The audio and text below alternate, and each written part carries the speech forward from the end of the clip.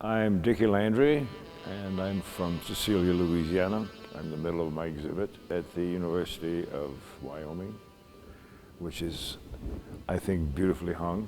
This morning, Dickie is going to take us through the gallery, all of his work, and then we have the pleasure of hearing him play the saxophone as well.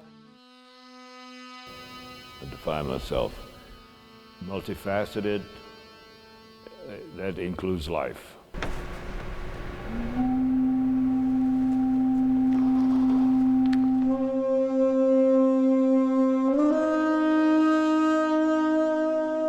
I've asked that question all the time. How do the paintings relate to the photograph, blah, blah, blah. The music is one thing. I don't think of drawings and paintings and photographs when I'm playing music. I don't think of music when I'm doing my photographs.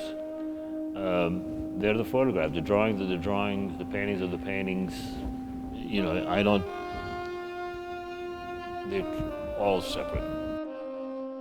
There are 44 photographs of my period in New York City, 1969 to 1979, where I met all these young artists, unestablished artists, and I began working with them.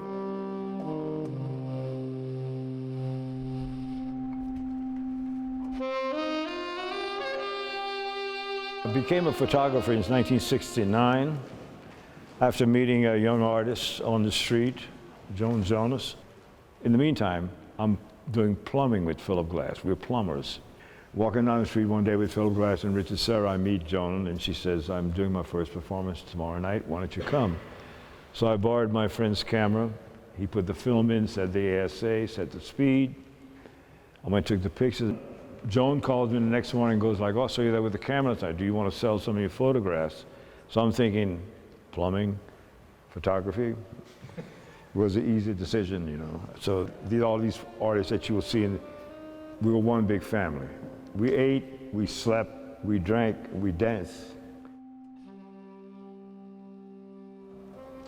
1969, my idea of a selfie.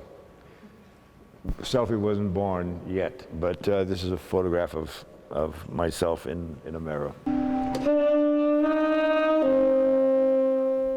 The video photographs in the back here was work with Keith Saunier, the artist who's in this exhibit also.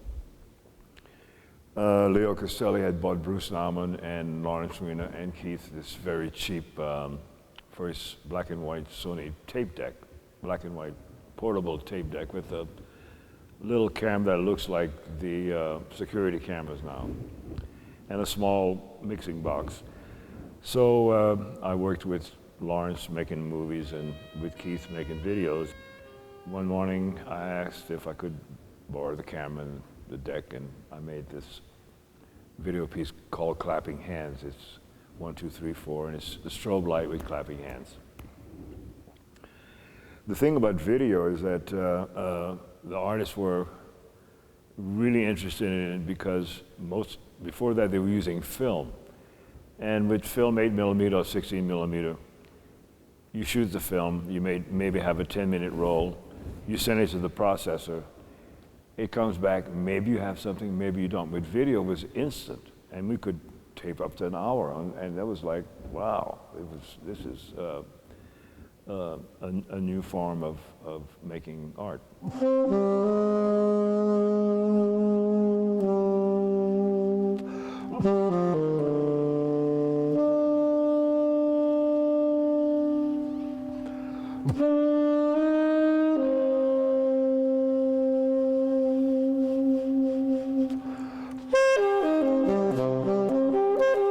When we got the movie theater in Louisiana when I was 14, I became the projectionist. So I was dealing with 35mm film at the age of 14, 15. So I liked looking at film like this. You know. I like sequential shots. Bill Burroughs. I had met him a few times in New York and really liked his writings, and I was part of the underground scene, I assume. I was in Brussels doing a tour, and he was there with Terry Southern at a book signing thing. And I had a little Bell and Howell half-frame 35 millimeter camera. I don't know if you ever see them. They got the light meter on the front of it, and you could wind it up and take sequential shots. So I said, "Hey, Bill, can I take a picture?" And I'm going click, click, click. So he gives me his grumpy old self and gives me one good smile. So that's how that photograph came about.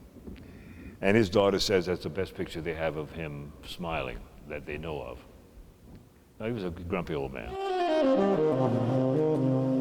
I'm a musician, basically a musician who relies on either playing with a group. I didn't start doing my solos till 1972. So basically I was a musician for hire. What would be a recording that you would recommend that you're on that we could find? 15 saxophones. 15 saxophones. I lasted 9 months at Atlantic Records. Management at Atlantic Records called me and said, "We heard you play the other day and we really like the way you played, so we want you to come in and record, but you have to sound like King Curtis."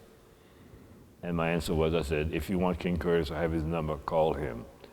And I walked out of Atlantic Records and went down to the art world. We'll get to that story later. Seeing these artists doing all this creative stuff, which really turned me on, led me to think, well, if they can do it, I can come up with something and call it my own. You know, if you see a Rauschenberg, you know it's a Rauschenberg. If you see a Warhol, you know it's a Warhol. If you see a Jasper John, you know it's a Jasper John. So I figure with my paintings, once people get to know them, they'll say, "Oh, that's Dickie Landry's work."